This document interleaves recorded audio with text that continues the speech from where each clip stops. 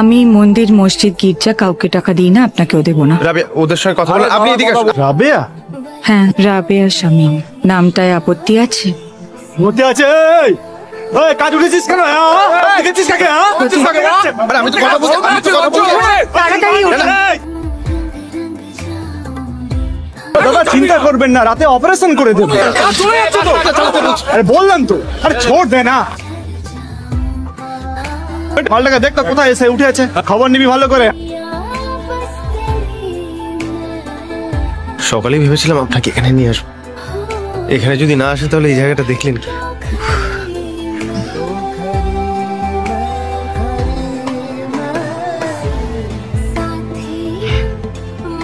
অনেক উঁচু থেকে দেখলে সবকিছুই অনেক ছোট লাগে, অসহায় লাগে। আপনার হয়তো ক্ষমা করতে সুবিধা। চলুন এখান থেকে যাই। ভয় করছে না, মানে আপনি তো ক্ষমা করতে চান।